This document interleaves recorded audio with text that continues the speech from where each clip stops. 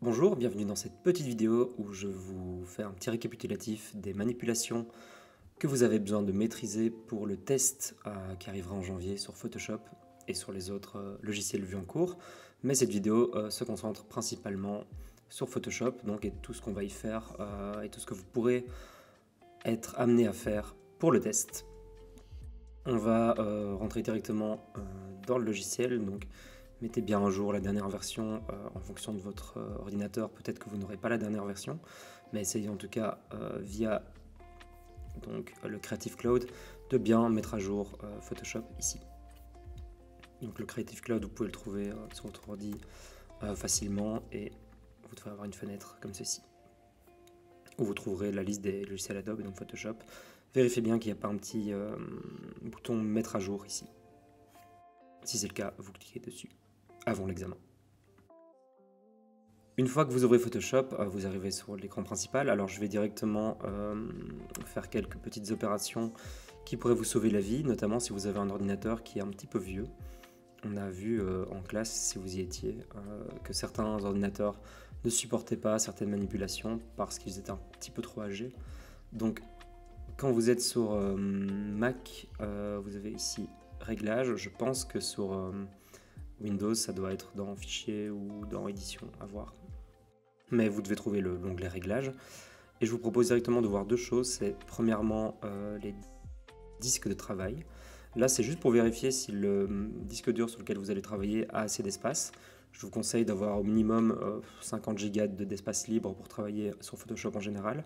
Parce que quand on lance l'application, qu'on travaille dessus, ça enregistre pas mal de fichiers derrière qui prennent de la place et donc ça peut bloquer le logiciel et votre ordinateur en fait si vous dépassez ce quota. Donc juste ça, c'est pour vérifier que vous avez assez de place avant de passer votre test. Et ensuite, pour ceux qui ont un ordinateur qui plante pour X raisons, qui n'arrive pas à faire des opérations, qui a des problèmes d'affichage, vous pouvez aller sur l'onglet Performance ici et décocher utiliser un processeur graphique. Alors, si vous n'avez pas de soucis, je vous conseille de laisser cette option activée. Ça permet d'avoir un logiciel qui est plus rapide, plus performant. Mais dans certains cas, le fait de désactiver peut résoudre certains bugs. Voilà, ça c'est petite parenthèse technique pour éviter des problèmes qui pourraient se poser à certains d'entre vous. Une fois qu'on a fait ça, on va rentrer directement dans ce qui nous intéresse. C'est-à-dire sur Photoshop, il y a deux manières de commencer un travail. C'est soit de créer un nouveau fichier, soit d'ouvrir une photo directement. Je vais commencer par le plus simple, c'est ouvrir une photo. Donc on a des photos ici que vous aurez à disposition. Je vais remettre un lien. On peut simplement la glisser ici dans la fenêtre ou faire un clic droit et ouvrir avec Photoshop. Je vais faire ça. Et quand on fait ça, voilà, on a notre photo qui est ouverte dans Photoshop simplement. Mais donc le document, le fichier qui est ouvert, a la taille de cette photo, de cette image. Si je vais dans Images et que je regarde la taille, on voit que cette image en l'occurrence fait 3200 pixels sur 2560. Donc entre guillemets, j'ai pas le choix, c'est la taille du fichier. Je vais fermer cet onglet. Donc, vous voyez qu'ici, vous avez une barre d'onglets. Si vous ne trouvez pas votre fichier de travail, peut-être que vous êtes dans le mauvais onglet, si vous avez ouvert plusieurs fichiers. Donc, je reviens au début, et là, je vais faire de nouveaux fichiers, parce que c'est possible que pour le test, on vous demande de travailler dans un format particulier. Vous avez ici à droite les dimensions du document que vous allez créer, et sa résolution, je vais y revenir après. Alors, soit on vous impose une dimension, on va par exemple vous dire 20 sur 30 cm, vous mettrez centimètres ici, un 20 sur 30. Voilà. Ça pourrait être des consignes en pixels. On pourrait vous dire 2000 pixels sur 3000 pixels, par exemple. Alors évidemment, il faut toujours voir ce que c'est hauteur, largeur. Ça, on vous dira évidemment précisément dans les consignes. C'est possible aussi qu'on vous donne un format classique, par exemple le A4, probablement. Donc quand vous voyez les petits onglets ici, vous avez ici des presets de taille et de dimension de fichiers. A priori, si c'est de l'impression de la photo, vous allez trouver ici des formats habituels. Vous pouvez mettre tout ici. Vous voyez qu'il y a A6, A5, A3, A4. Donc si je vais sur A4, vous voyez que ça remplit automatiquement les dimensions attendues ici. Donc ça, c'est assez clair en termes de largeur, hauteur, ce que ça veut dire, j'espère. La résolution, ça c'est un peu plus compliqué à comprendre. Vous voyez que c'est calculé en pixels par pouce, ou pixels par centimètre. Alors, on est en Belgique, on serait tenté de travailler en centimètres, mais toute l'industrie travaille en pouces. Donc pour une fois, on va faire confiance au système américain et toujours travailler en pixels par pouce. Pixels par pouce, vous verrez peut-être souvent dans votre vie que c'est souvent appelé DPI, dot per inch. Donc c'est l'acronyme anglais pour dire exactement la même chose. Concrètement, ça veut dire que c'est le nombre de points de couleur, si on veut, qu'une imprimante va pouvoir rendre par surface. Une surface d'un pouce carré, donc d'un centimètre carré, aura ici 300. Donc si je mets un centimètre, imaginons que vous ayez 1 centimètre carré sur une feuille de papier. Si vous avez une résolution de 300, ça veut dire qu'il y a assez d'informations dans le fichier pour faire 300 points de couleurs différentes sur cette surface. Ce que ça veut dire, c'est que plus la résolution est élevée, plus la définition d'impression peut être grande, la qualité d'impression, la finesse des détails. Alors imaginez que vous avez une résolution de 4 pixels par centimètre, ça veut dire que vous verrez 4 carrés de couleurs sur 1 centimètre, ce qui serait évidemment un petit peu compliqué pour y voir quelque chose. Donc on conseille qu'on travaille en impression de... Voilà, il y a 2 écoles, il y a 240 ou 300. On va dire 300, c'est plus facile à retenir. Donc quand vous savez que vous devez préparer un fichier pour être imprimé, eh bien, il faudra faire attention que cette résolution soit à 300. Si vous bossez pour le web, vous voyez qu'ici, il y a des formats web prédéfinis, 1920 x 1080 par exemple. Vous voyez que la résolution s'est mise de base à 72. Ça n'a pas beaucoup d'intérêt au final, vu qu'ici, on ne va jamais vraiment imprimer cette photo. Vous pourriez mettre 1, vous pourriez mettre 1 million. Cette résolution ne va pas vraiment changer grand-chose. Ce qui compte sur un écran, c'est le nombre de pixels qu'il y a en largeur, en hauteur. Sur un écran, ça sera toujours, j'ai ce nombre de pixels sur mon écran, en hauteur ou en largeur. Donc ne vous inquiétez pas de la résolution si vous savez que vous travaillez que sur le web. Maintenant, si vous faites du multimédia, offline, online, a priori, essayez de bosser en 300 directement. Ça vous évitera des surprises par après. Je vais ouvrir un document A4, voilà. En Photoshop, on va bosser en RVB quasi systématiquement. Vous inquiétez pas si vous avez un fichier qui est en CMJN et que vous importez dans un fichier, Photoshop va le traduire en RVB. Donc ça, il n'y a pas de souci. Voilà, vous pouvez déjà choisir un arrière-plan qui sera transparent, blanc, noir ou d'une couleur définie. C'est pas très important pour l'instant. J'ai créé mon nouveau fichier et on peut voir directement l'interface ensemble. On a à gauche une liste d'outils qu'on va pas tous analyser évidemment.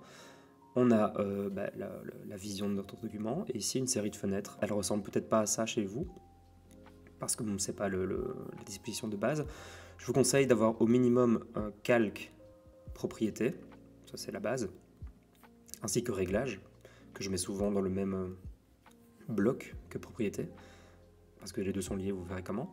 Moi je rajoute historique, ça permet d'avoir un historique, vous voyez, je fais des carrés de sélection, et on voit chaque étape, et je peux revenir au choix sur chacune de ces étapes.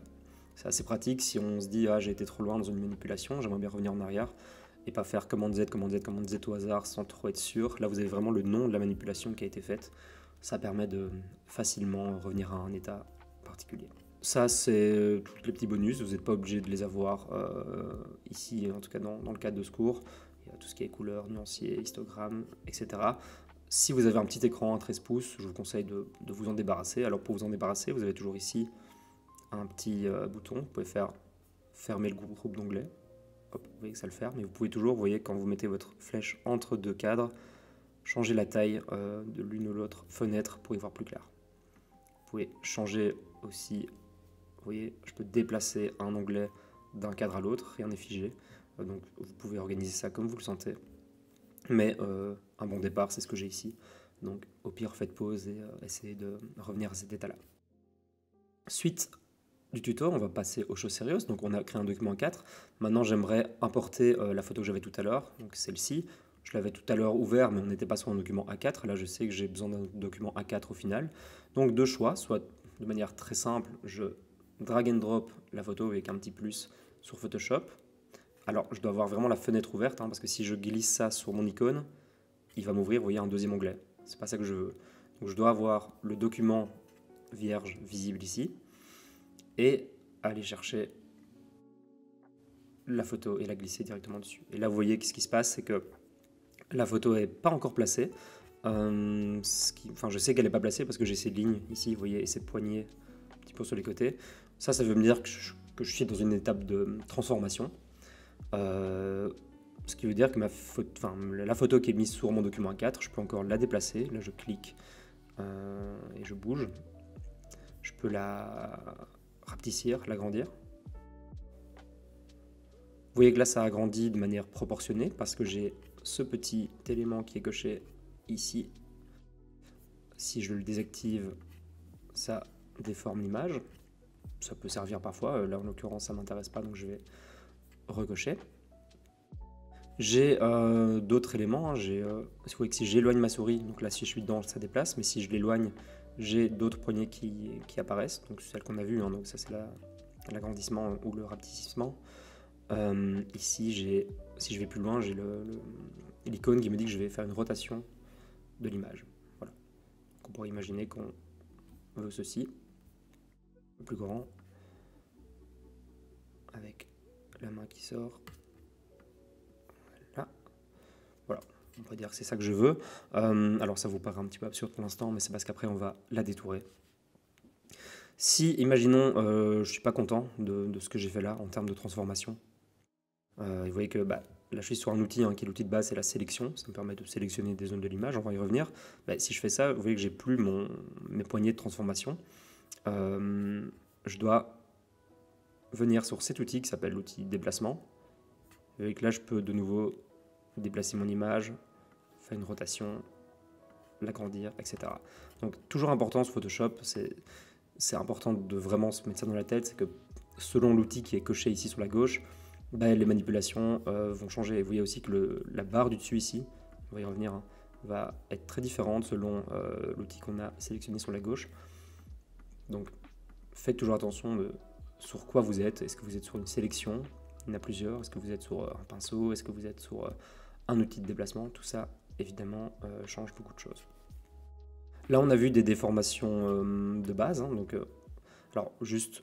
Je parle déjà de ça parce que c'est important. Donc, on a notre arrière-plan qui était blanc. Donc, au début, on avait ça. Vous voyez que je peux décocher ici l'image. Et puis, on a un nouvel élément qui est un calque. Le calque, c'est vraiment un élément principal de Photoshop. C'est le langage de Photoshop, si on veut. C'est basé sur les calques. Donc, on a créé un nouveau calque en fait, quand on a importé cette image, ce qui fait qu'elle est indépendante du fond qui est derrière.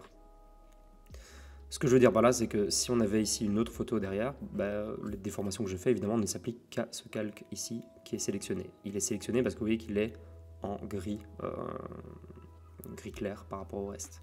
Donc il existe évidemment d'autres transformations que les simples transformations qu'on voit ici. Elles sont accessibles avec plusieurs méthodes.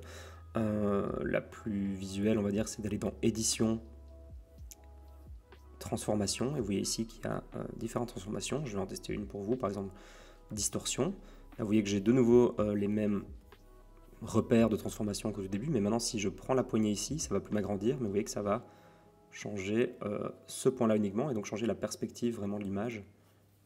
Hop, ça peut servir dans des photomontages pour justement rendre des objets dans la bonne perspective par rapport à leur contexte. Okay.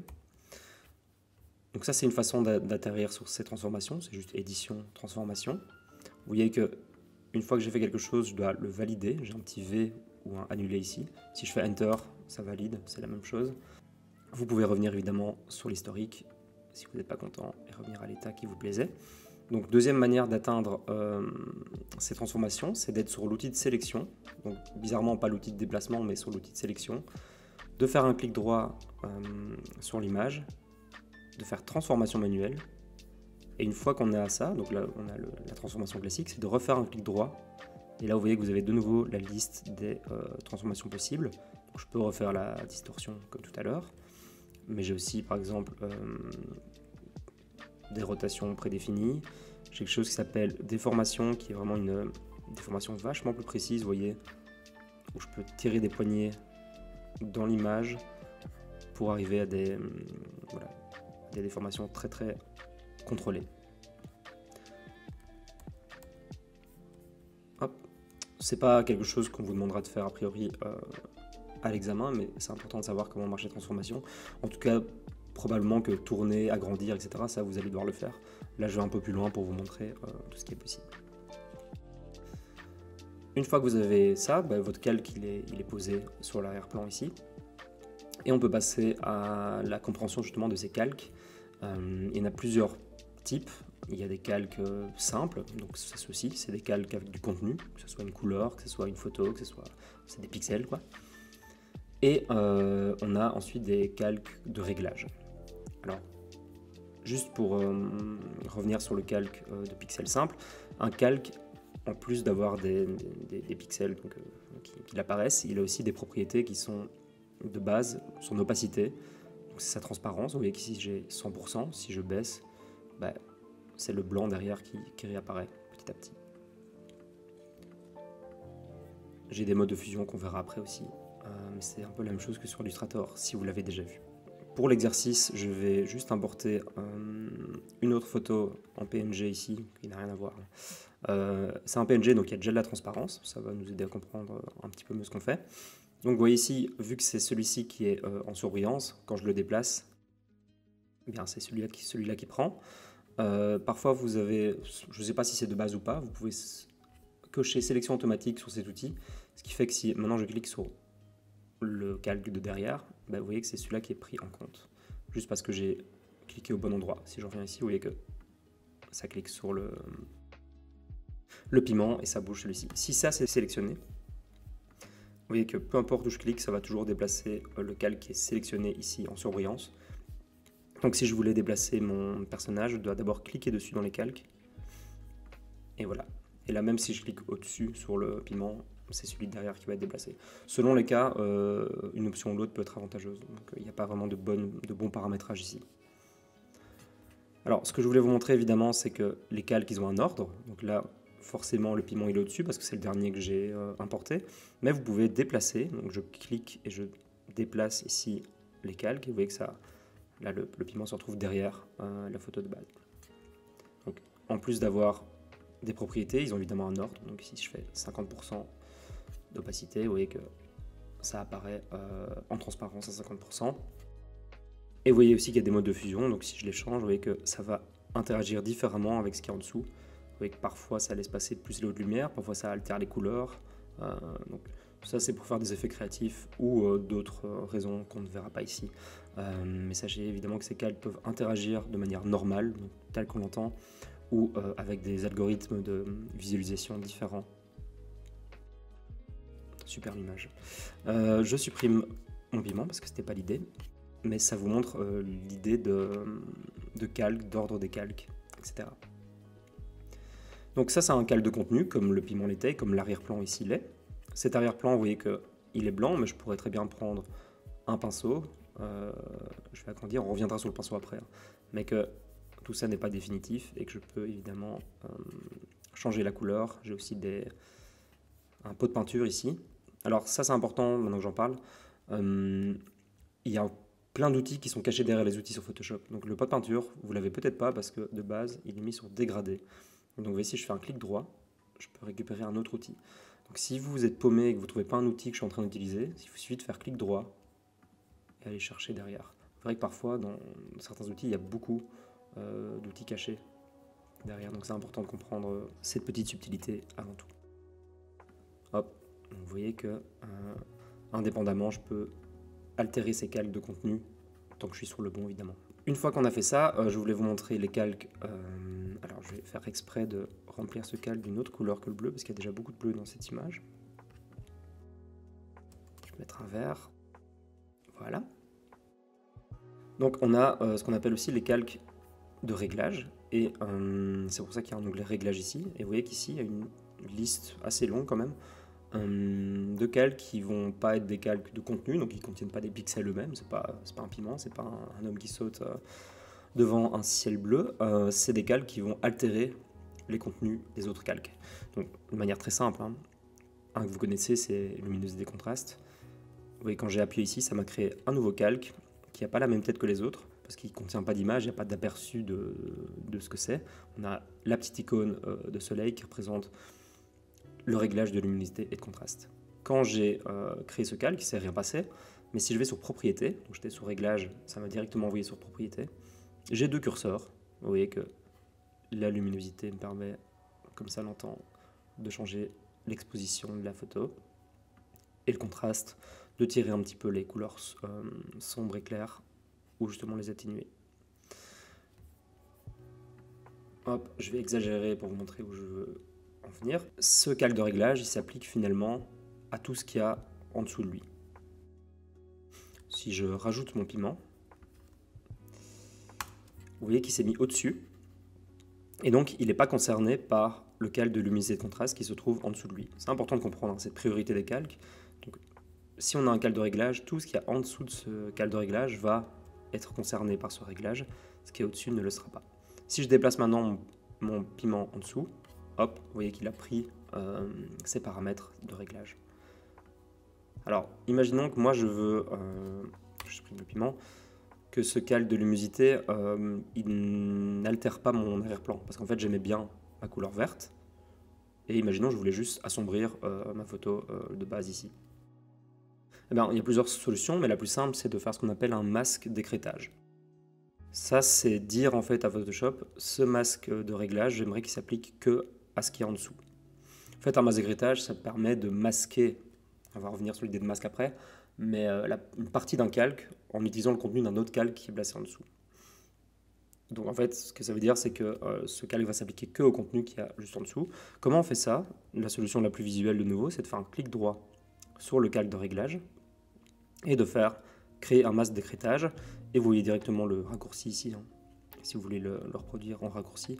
Mais faisons juste ça. Et vous voyez ce qui s'est passé visuellement, c'est qu'une petite flèche ici s'est installée sur le calque qui dit bien, ok, ce masque est écrêté sur celui du dessous. Donc avant, après, avant, après. Vous voyez qu'en effet, là, peu importe le réglage que je fais, il n'intervient que sur le calque de la personne devant le ciel et pas sur l'arrière-plan vert que j'avais rajouté. C'est pour ça que j'ai pas laissé l'arrière-plan blanc, sinon ces réglages n'auraient pas fait grand-chose. Mais comme ça, vous voyez un peu l'idée du masque d'écrêtage. J'ai parlé de masquage, parce que quand je parle de masque d'écrêtage, c'est un masque en fait. Mais qu'est-ce que c'est un masque? En fait, un masque, c'est une information à propos d'un calque qui lui dit quelle partie est visible et quelle partie est invisible. Je vais revenir en arrière sur mon calque de réglage. Mais en fait, vous voyez déjà qu'il y a ici un cadre blanc. Ce cadre blanc, en fait, c'est le masque.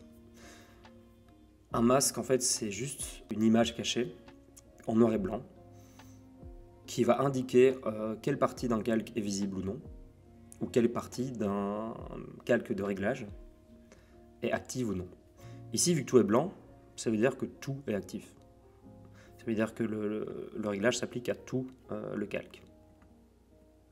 Ok, donc vous voyez que toute la photo est altérée. Et quand je clique, vous voyez que la surbrillance change. Ça permet de travailler sur le masque ou sur le réglage en lui-même. Le réglage en lui-même, je pense que vous avez compris.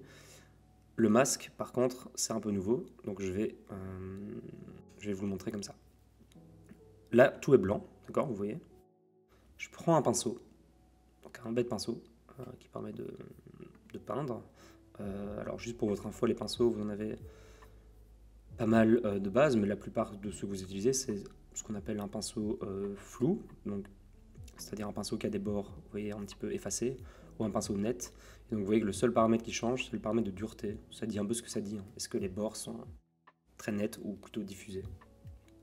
Ici, pour l'expérience, je vais mettre un pinceau très dur. Et je dois déjà vous montrer quelque chose, changer la couleur d'un pinceau. Bah, ici, vous avez un nuancier comme sur Illustrator. Là, vous voyez que le pinceau, il est blanc, parce que c'est la première couleur. Je vais lui dire de se mettre en noir. Et je vais aller peindre, non pas sur mon calque de réglage, mais sur mon masque. Vous voyez ce qui se passe, c'est que ce que je fais là, c'est que je dis les endroits où le trait est noir, tu ne vas pas appliquer ce réglage. Okay. Maintenant, si je reviens sur le calque en lui-même, pas sur le masque, vous voyez que je change les paramètres ici, mais que tout ce qui est dans le noir n'est jamais altéré par le réglage, parce que j'ai masqué la propriété de luminosité et contraste sur ces zones-là. Alors, vous allez me dire, ça peut-être sert pas à grand-chose pour l'instant, mais ça va servir dans quelques minutes. Mais donc, là, en fait, on a deux masques un petit peu en même temps. On a ce masque d'écrêtage qui dit tu vas juste te limiter au contenu de la photo qui est en dessous de toi, et en plus, je précise grâce au masque de fusion classique ici, que j'ai du noir où je veux pas que l'effet se mette. Et si jamais, imaginons, je me suis trompé, j'aimerais bien quand même qu'il se mette à d'autres endroits, je peux très bien reprendre un pinceau blanc, repeindre dessus, et vous voyez que ça me réactive le réglage là où je veux. Ce qui veut dire évidemment que c'est pas destructif. Et ça, c'est ce qu'on aime sur Photoshop, c'est qu'on peut toujours faire demi-tour, corriger des détails. On va revenir au masque de fusion un peu plus tard, donc c'est normal si c'est pas encore super clair. Mais c'était pour vous introduire les types de calques, donc les calques classiques et les calques de réglage. Il y a évidemment d'autres types de calques de réglage. Si je viens ici, j'avais pris luminosité contraste, mais on peut par exemple prendre teinte de saturation, qui lui va modifier par exemple les tons de couleur sur l'image. Vous voyez ici que je touche à tous les tons de l'image, mais je pourrais très bien ici, au lieu d'aller dans global, choisir par exemple que les verts. Et vous voyez que là, ça change que mon arrière-plan qui était vert. A l'inverse, si je prends les bleus, vous voyez que ça change les zones bleues de l'image. Chaque réglage a sa façon de fonctionner. Je pourrais aller dans le détail pour expliquer à quoi sert tout, mais c'est pas vraiment l'idée ici. Vous pouvez apprendre en chipotant, en expérimentant vous-même. Évidemment, il y en a une grande dose de calques de réglage. Par exemple, courbe de transfert de dégradé qui est très utilisée en graphisme pour faire ce qu'on appelle la bichromie ou la trichromie. Vous voyez qu'ici, ça me crée en fait un dégradé de couleur. Ici, il va du vert clair au blanc. Donc ça applique ce dégradé de couleur sur les tons de l'image. Ça veut dire que les zones les plus sombres de l'image vont devenir vert et les zones les plus claires vont devenir blanches. Si je change le blanc, par exemple ici, que je mets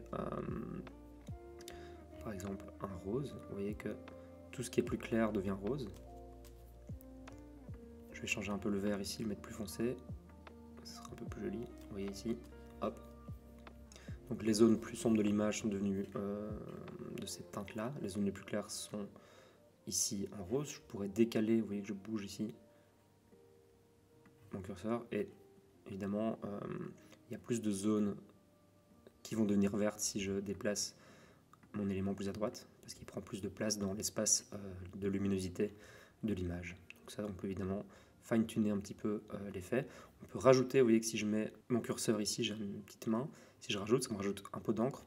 Et là, je peux décider d'une troisième couleur. Par exemple, je peux mettre un bleu ici. Et avoir une troisième teinte qui intervient. Voilà. Donc, il y a évidemment plein de façons d'utiliser ces réglages. Je pourrais par exemple maintenant baisser son opacité et juste coloriser légèrement, vous voyez, mon image. Avant, après.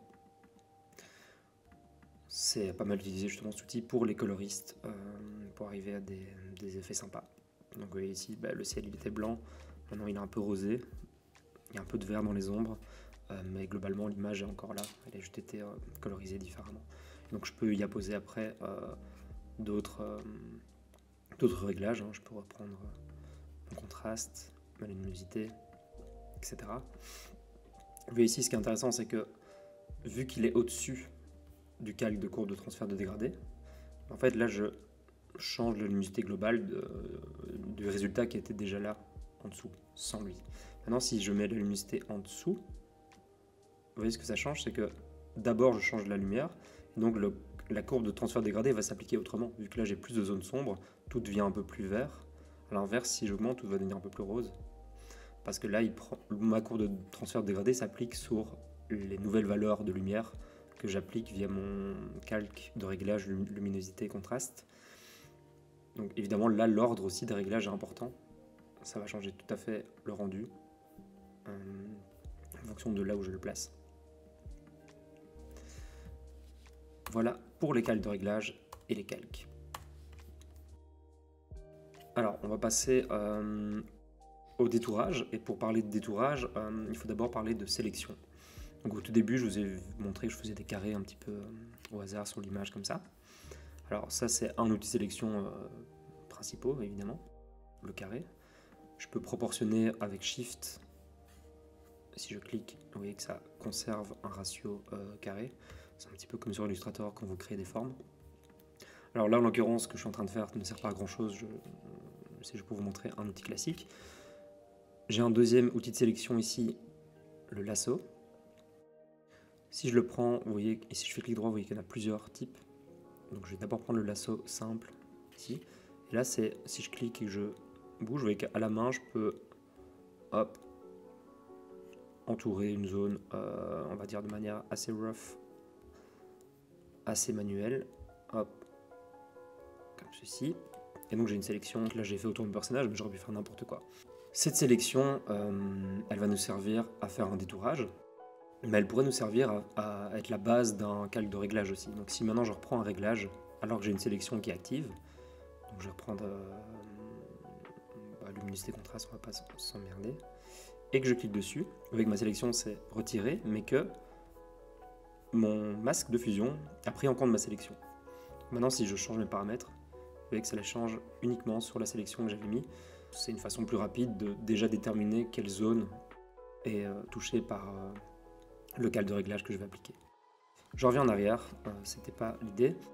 L'idée c'est de vous montrer comment faire un détourage, et pour faire un détourage, en fait le masque de fusion il doit s'appliquer non pas sur le calque de réglage, mais sur le calque lui-même de la photo. Donc vous voyez ici, pour l'instant j'ai juste l'aperçu de la photo, sans rien. Et je vais appuyer sur un petit bouton qu'il faut retenir, il est un peu planqué. Il est en bas ici, vous voyez que c'est le petit carré avec un rond au milieu. Et quand je suis en surbrillance, vous voyez qu'il me met bien, c'est un masque de fusion. Je vérifie que ma sélection est bien active, que je suis sur le bon calque sur lequel je veux appliquer le masque de fusion, et je clique. Hop, voilà ce qui se passe. On m'a découpé l'image selon la sélection que j'avais déterminée juste avant. Et donc, ce qui s'est passé, c'est que maintenant, vous voyez, il y a cette deuxième icône, ce deuxième cadre, qui représente le contour de mon masque de fusion, ce contour étant déterminé par la sélection préalable. Si je reviens en arrière, vous voyez qu'il n'y en avait pas. Maintenant, il y en a un. Hop.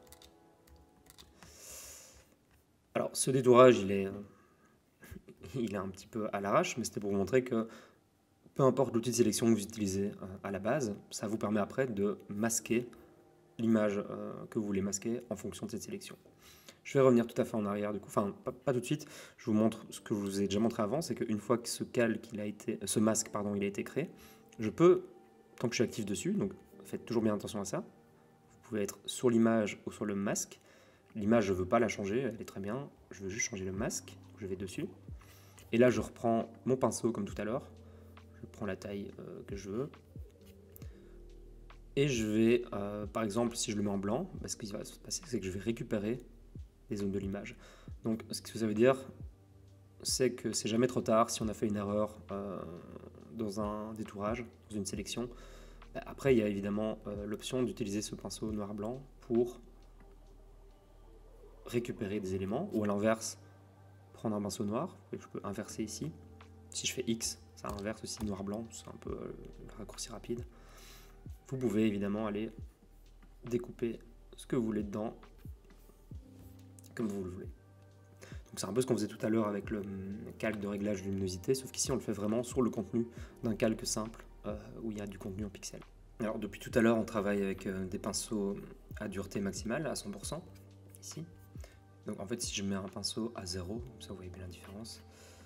Vous voyez ce que ça change, hein, c'est que les bords du masque ne sont plus nets. Et on arrive à des bords flous. Vous voyez aussi que quand je suis actif sur le masque de fusion, donc pas sur le contenu classique, mais sur le masque, ici dans l'onglet propriétés, j'ai un curseur contour progressif. Et si je le bouge, vous voyez que ça change évidemment la dureté, donc la netteté du contour, ce qui peut servir dans certains cas. Alors vous voyez ici, le problème c'est que l'image se termine ici. Donc ici, il n'arrivera pas évidemment à appliquer un bord flou vu que c'est le bord de l'image en vrai. Ok, ça c'était pour la sélection par lasso. Je vais revenir bien en arrière. Alors, on était plus ou moins là. Voilà. J'ai d'autres types de lasso. Hein, donc là, c'était le lasso à la main. J'ai un lasso polygonal qui permet de faire des sélections, on va dire, avec des lignes droites. Ça peut vous permettre de suivre le contour, par exemple, d'une forme qui est géométriquement parfaite. Et donc, je refais un masque pour vous montrer évidemment la différence.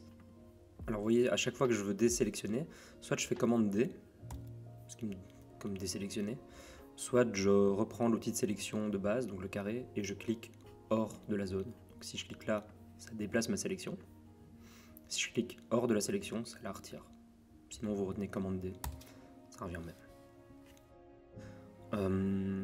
Petit truc aussi, donc si j'ai fait une sélection hop, avec le lasso ou n'importe quel outil, si vous voulez que je vais sur le côté et que je recrée une sélection, ça efface l'autre. Ça la remplace. Maintenant, si je voulais ajouter une sélection à la sélection existante, je pourrais appuyer sur Shift. Et vous voyez que quand j'appuie sur Shift, il y a un petit plus qui se met sur l'icône du lasso. Maintenant, si je clique ici, je peux lâcher Shift. Hop, vous voyez que ça me crée une autre zone de sélection. Ok. Et je masque. Donc il y a moyen évidemment en un coup de sélectionner plusieurs zones ou de combiner des zones sans trop de problèmes. Alors évidemment vous pourriez aussi sélectionner dans le vide ici une zone et puis utiliser votre pinceau, en l'occurrence ici le pinceau blanc pour révéler une partie du masque et peindre dedans, et vous voyez que le pinceau est maintenant limité à la sélection. Donc ce qu'on fait avant on peut le faire après ici évidemment avec le masque. On a vu les carrés de sélection, les deux différents lassos. On va maintenant passer à l'outil d'en dessous. Avec, si je clique droit, il y en a plusieurs. La baguette magique, c'est un ancien outil où on cliquait et vous voyez que ça entourait plus ou moins en fonction des couleurs une zone. Puis on a eu l'outil de sélection rapide qui permettait, en laissant appuyer, de déterminer la zone. Ça marche assez bien encore, hein, donc c'est toujours utilisable aujourd'hui. Mais vous voyez que je fais ça et ça me sélectionne quand même le ciel avec. Là, ça n'a pas pris la manche, donc ça demande quand même pas mal de fine-tuning. Et si je me rapproche en zoomant des cheveux, vous voyez qu'il les a fait de manière assez abrupte. Donc moi, ce qui va plutôt m'intéresser, c'est l'outil de sélection d'objets. C'est le premier dans la liste. Ce carré avec des pointillés autour. Il y a plusieurs fonctionnements. On va les voir un peu tous. Le premier est assez évident parce que dès que je vais passer ma souris sur l'image, vous voyez qu'il me détecte le sujet ou l'objet que je pointe. Ici, c'est une image assez simple. On a vraiment une personne devant un arrière-plan assez neutre. Donc, il me détecte en réalité deux zones. Si on avait une image plus complexe avec différents objets, différentes personnes, vous verriez qu'il me sélectionnerait différemment ces zones roses. Donc, à partir de là, à partir du moment où j'ai cette zone rose qui est en surbrillance, et que je clique, juste un clic, vous voyez qu'il me fait la sélection de l'objet déterminé. Et là, si je masque, je suis déjà très proche d'un résultat parfait. Ça, c'est la première solution pour détourer avec cet outil. La deuxième, c'est d'entourer plus spécifiquement ce qu'on veut. Alors, imaginons que je veux juste le bout de sa tête qui dépasse. Vous voyez que quand je suis sur cet outil, il y a deux modes, lasso ou rectangle. Je vous conseille de travailler en lasso, c'est plus précis. Le lasso va permettre, comme le lasso tout à l'heure, d'entourer ici grossièrement la zone qu'on veut. Vous voyez, voilà, il a déterminé lui-même les contours de l'objet en fonction de la zone grossière que j'ai déterminée autour. Voilà, donc là juste, bon, c'est pas très intéressant sur cet exemple, mais vous voyez que si vous n'êtes pas convaincu que cette zone entière c'est ce que vous voulez, vous pouvez aller plus précisément chercher, voilà, je voudrais juste cette main en fait, hop, je vais comme ça, et j'ai une main détourée. Vous voyez que c'est assez bien fait. Bon, là c'est chiant parce qu'il y a toujours l'aperçu rose, je peux changer d'outil pour plus l'avoir. Voilà, le détourage est assez efficace quand même. Si vous êtes sûr qu'il n'y a qu'un objet qui vous intéresse, donc qu'on est dans le cas de cette image, un avant-plan, un sujet très clair, vous pouvez utiliser aussi ce bouton, sélectionner un sujet. Il y a deux manières de l'utiliser. Vous voyez, c'est soit l'appareil qui calcule, soit en cloud, donc il faut une connexion internet. Et ils disent eux-mêmes, hein, le résultat sera plus détaillé en cloud. Donc si vous avez une bonne connexion, c'est souvent la meilleure solution, c'est de cocher ici, donc via la petite flèche, le cloud, et puis cliquer sur sélectionner un sujet. Alors il me fait plus ou moins la même chose que quand j'avais la zone rose, sauf qu'il est un peu plus précis sur les zones fines, notamment les cheveux, etc. Donc je vous conseille, si le sujet est évident, d'utiliser ça. Maintenant, de nouveau, si c'est une photo avec pas mal d'objets différents, il faudra utiliser la méthode du lasso et entourer la zone que vous voulez sélectionner. Bon, contentons-nous de ceci et masquons notre personnage. Voilà. Ce qu'on peut directement faire, c'est prendre un pinceau, aller zoomer et voir là où ça va pas. Parce que même si l'outil est très puissant, vous voyez qu'il y a toujours des problèmes. Donc si on s'arrête là, en général, on n'aura jamais un détourage parfait du premier coup. Donc là, je vais... Alors oui, depuis tout à l'heure, je change la taille du pinceau. Je peux le faire par ici, en faisant un clic droit sur l'image, et ça m'ouvre la même fenêtre. Et donc c'est toujours parfait pour aller déterminer la taille du pinceau que vous voulez. Il y a d'autres raccourcis, je ne vais pas vous noyer avec, mais clic droit, ça vous permet de changer cette taille de pinceau.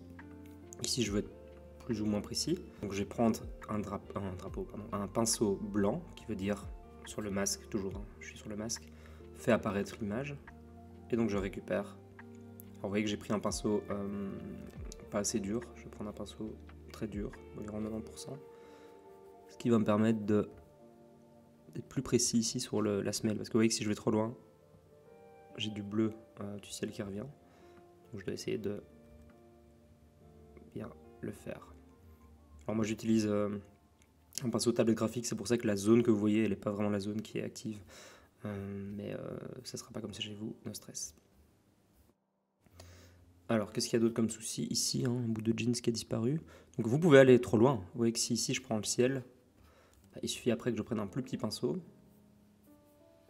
que je prenne du noir au lieu du blanc, et que j'aille retirer entre guillemets mes bêtises. Donc oui, ça c'est un petit peu le côté fastidieux du détourage, mais on est quand même déjà bien plus rapide qu'il y a encore quelques années grâce aux outils automatiques. Voilà, alors on pourrait reprocher ici des choses à la manche, vous voyez que c'est pas top. Les cheveux, ça va, alors il n'y a pas beaucoup de détails, mais c'est quand même pas dégueulasse, en tout cas quand on le regarde de loin, c'est assez convaincant. Mais bon, c'est vrai qu'ici sur la veste, on pourrait en effet aller rechercher manuellement. Mais si vous avez vraiment la flemme de le faire manuellement, sachez que le masque il n'est pas figé, on peut encore l'éditer plus loin, et ça je vous le montre. Vous n'êtes pas obligé d'utiliser ça pendant le test, on se contentera de quelque chose de manuel. Mais si on veut vraiment aller plus loin et pas manuellement aller rechercher le bon contour, il y a ce petit bouton, et vous n'êtes vraiment pas obligé de l'utiliser pour l'examen, on se contentera de quelque chose de manuel. Je vous montre un petit peu, par exemple, je vais aller sur une zone particulière qui sont les cheveux, et je vais cliquer sur sélectionner et masquer. Donc il faut bien être sur le masque et pas sur le calque. Hop.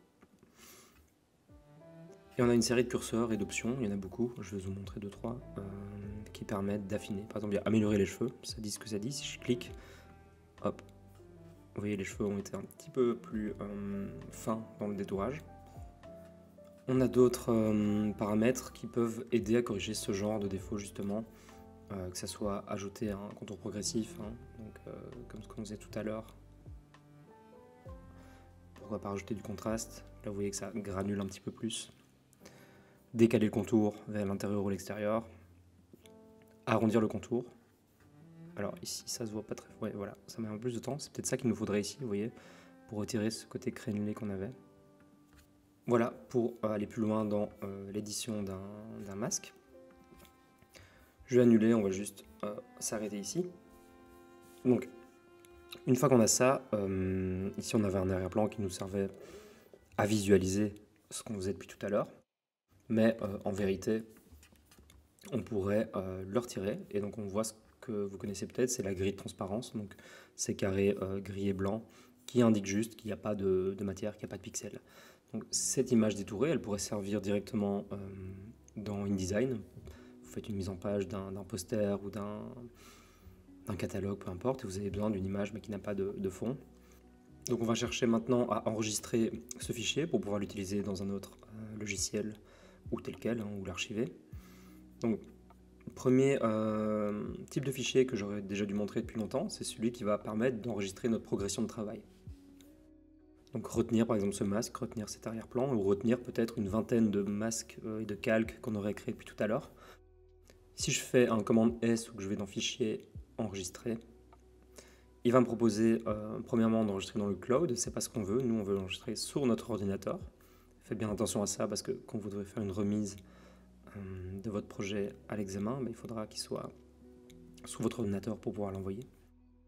Et vous voyez qu'il me propose directement le format Photoshop, qui est celui qui m'intéresse moi ici. Et vous voyez qu'il s'appelle en fait .psd. Ça, c'est le fichier de travail qui va retenir toutes les informations des calques, des réglages. Vous pouvez arrêter un taf au milieu, enregistrer en PSD et puis revenir dessus sans problème. C'est aussi un bon moyen d'archiver votre travail parce que c'est un format qui ne compresse pas, qui ne perd pas d'informations. Donc assez précieux évidemment quand vous avez des fichiers importants de garder les PSD. Donc, je mets tuto Photoshop et je vérifie bien que je suis dans le format Photoshop. Vous regardez où est-ce que vous l'enregistrez bien sûr et vous pouvez l'enregistrer. Ce format évidemment il tient la transparence et vous pouvez l'intégrer directement dans InDesign. Et sur InDesign en fait ce qui est intéressant c'est qu'il va être lié. Donc si maintenant je modifie le fichier ici et que je l'enregistre, sur le catalogue InDesign il sera ici aussi modifié tant que le lien est actif. Donc ça c'est une solution qui est quand même pas mal. Elle a un seul défaut, c'est qu'elle est lourde, c'est un fichier qui est assez lourd. Si je regarde combien il fait, 36 mégas, voilà. Alors là ça va encore parce qu'on n'a pas des dizaines de calques, mais un PSD peut parfois aller jusqu'à 1 giga. Donc faites attention à ça évidemment. Deuxième solution pour enregistrer la transparence, c'est le PNG, vous connaissez sûrement. Donc, au lieu de faire enregistrer, de toute façon c'est gris maintenant parce que je viens de le faire, vous pouvez enregistrer une copie. Quand enregistrer une copie, vous voyez qu'il y a toujours format Photoshop, il nous propose ça, d'ailleurs il a rajouté copie au nom. Mais vous avez une autre série de formats qui sont assez nombreux, dont le PNG ici, qui est le format de partage assez classique pour garder la transparence. Il est aussi non compressé, donc il est quand même assez populaire. Il est aussi lourd, mais il a l'avantage unique de garder justement ces zones transparentes. Donc si vous voulez utiliser un fichier sans fond, c'est celui-là que vous allez a priori utiliser pour envoyer par exemple ce fichier à quelqu'un ou le diffuser en ligne. Il n'y a pas moyen de diffuser un PSD en ligne. Par exemple, vous avez un site web, vous voulez qu'une image soit sans fond. Le PSD ça marchera pas, le PNG oui. Je retire copie, je fais Enter. Alors il me demande quand même la taille du fichier, donc il peut le compresser en effet de base, mais on va garder le fichier volumineux ici pour garder toute la qualité de l'image. Voilà, si je regarde mon Finder, le PNG il pèse 7 mégas contre 35 mégas pour le PSD. Donc c'est quand même un peu plus léger parce qu'il y a moins d'informations, il n'y a pas toutes les informations de travail et tous les calques. Et vous voyez, si je fais un aperçu Mac, on voit derrière le fond qui nous indique bien que cette image est transparente. Troisième format de fichier qui vous intéresse en général, c'est le JPEG. Donc fichier, enregistrer une copie. On avait ici JPEG, pas JPEG 2000. Qui est le format que vous connaissez à mon avis toutes et tous, qui est le format le plus léger, alors plus aujourd'hui, mais il reste quand même assez utilisé. On me demande justement le degré de compression de l'image, je peux le laisser au maximum ici pour l'exercice. Et alors là, par contre, vous voyez ici la différence, fond transparent, fond blanc. Donc, malgré le fait que c'était transparent ici, le JPEG ne gère pas la transparence, donc il va m'en créer un et il va créer par défaut un fond blanc. Donc, à l'inverse, si j'avais réactivé mon fond vert et que j'enregistre une copie, ici je mets vert, là évidemment il m'a pas mis un fond blanc, il a mis le fond qui était présent dans les informations du fichier. La taille du JPEG par rapport au PNG, elle est de 2,2 mégas, donc vous voyez qu'on va de plus en plus compresser. Alors aujourd'hui il y a d'autres alternatives à ce format, dont le WebP que vous voyez de plus en plus sur le web, et le nom l'indique, c'est vraiment un format qui est utilisé pour diffuser sur le web. N'utilisez pas ça pour arriver dans une imprimerie, etc., ni pour utiliser sur InDesign, ça ne marchera pas. C'est vraiment fait pour la diffusion web. Hop, je le garde en qualité maximum et je compare la taille de nouveau. 1 méga, donc on est à 2 fois moins, même plus que le JPEG. Dernière partie de ce petit tuto sur Photoshop et sur les compétences à acquérir pour l'examen. on va parler des objets dynamiques et des mock-ups. Alors un mock-up, c'est un fichier préconstruit par quelqu'un d'autre que vous. Vous en trouverez des centaines de milliers sur le net, qui représentent des mises en situation réelles d'éléments graphiques. Donc là j'ai un petit dossier, par exemple il y a un t-shirt, il y a une bouteille de cosmétiques, un gobelet écrasé, un magazine. On va prendre le tote bag pour l'exemple. L'idée c'est d'avoir une composition graphique ou photographique, peu importe, que vous avez, que vous aimeriez bien mettre dans une situation simulée avec des textures, des éclairages, et que ça ne fasse pas plaquer vulgairement dessus.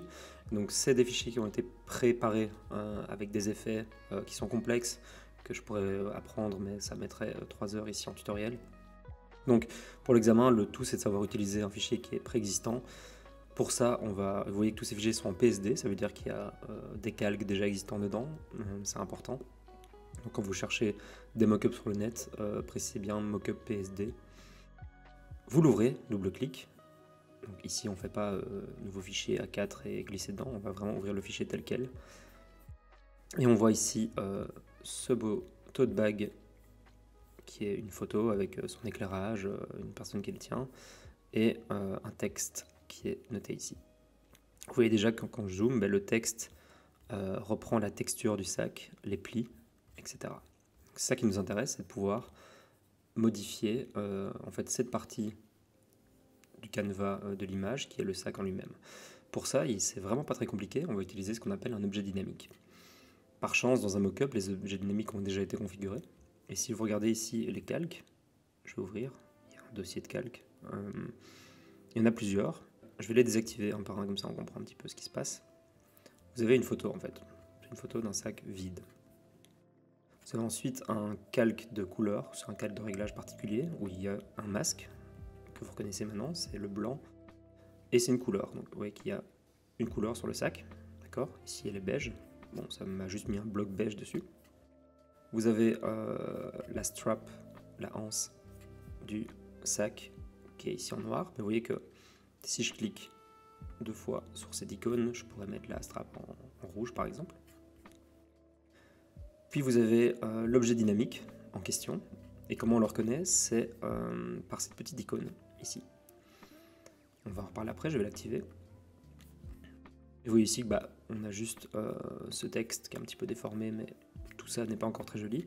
Et puis vous avez ici du shading, donc c'est-à-dire du travail sur les textures et les lumières. Et donc si je les active, vous voyez que tout devient très réaliste. Donc tout ça c'est un travail qui a été fait en amont, qui est possible à faire manuellement, mais ce n'est pas le but de l'exercice ici, c'est de pouvoir éditer ce mock-up existant. Donc je reviens au calque qui nous intéresse, c'est l'objet dynamique, et vous pouvez le reconnaître en effet par cette petite icône, et en général les mock-ups sont assez bien faits, donc vous voyez que le nom du calque c'est votre design ici. Donc on comprend qu'on doit mettre son design ici. Voilà, on va voir ce que ça veut dire ici. Ça me fait penser que je vous ai jamais appris à changer le nom d'un calque, mais si vous faites clic droit renommer ou vous cliquez 2 fois sur le nom, vous pouvez changer ici le nom, ça change pas grand chose. Donc l'objet dynamique, je reviens à ce qui nous intéresse, c'est ce calque en particulier qui a cette petite icône. Ce que ça veut dire en fait, c'est un calque indépendant qui est lié à un autre fichier. Donc ça veut dire que c'est un lien vers un autre fichier. Pour ouvrir cet autre fichier, ce que je dois faire, c'est cliquer 2 fois sur l'icône ici. Pas sur le texte, sinon ça va changer le nom, pas là, sinon ça va m'ouvrir cette fenêtre. Vraiment sur l'aperçu ici avec la petite icône. Et vous voyez que si je clique 2 fois dessus, ça m'ouvre ceci. Ceci, c'est le texte qu'on voit en fait sur l'image d'à côté. Et là pour le test, je vais prendre mon pinceau et je vais juste faire un trait, voilà, au hasard dessus. Et vous voyez que ça m'a ouvert un onglet, donc j'ai ici mon fichier et ici ce fichier.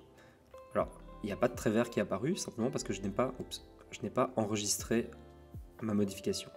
Donc ce que je fais d'abord, c'est commande S ou fichier enregistré. Une fois que j'ai fait ça, ça indique à Photoshop que j'ai mis à jour l'objet dynamique, qui est ce fichier indépendant. Et maintenant que je reviens ici, vous voyez que mon trait vert a été appliqué. Et il a été appliqué en gardant évidemment toute la texture, etc. Donc ce qu'on va faire ici, en fait, c'est importer dans cet objet dynamique le design qui nous intéresse.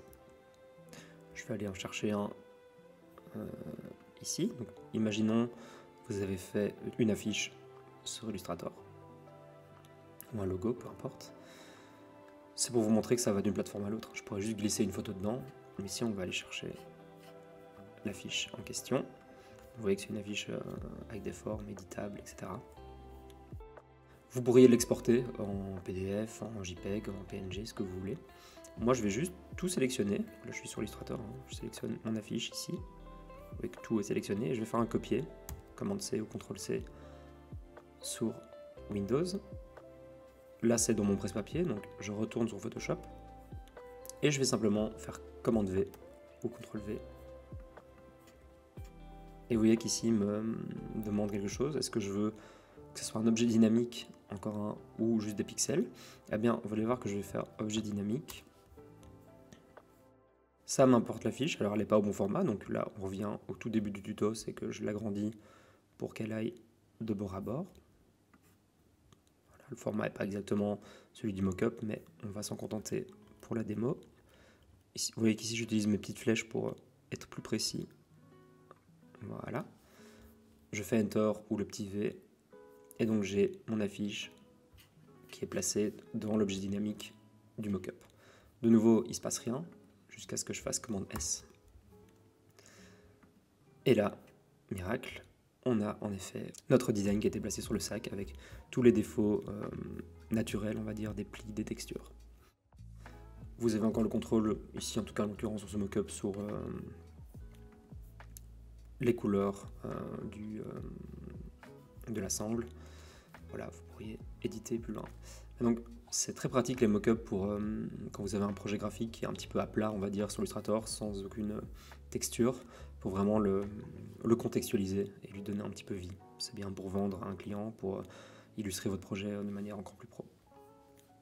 Ça, vous pouvez l'enregistrer maintenant en JPEG ou en PSD à votre guise. Alors, ce qui est intéressant, c'est que quand je l'ai importé, vous avez vu, j'avais le choix entre pixel ou objet dynamique. J'ai choisi de l'importer en tant qu'objet dynamique. Ce qui veut dire que j'ai de nouveau maintenant un objet dynamique dans mon objet dynamique.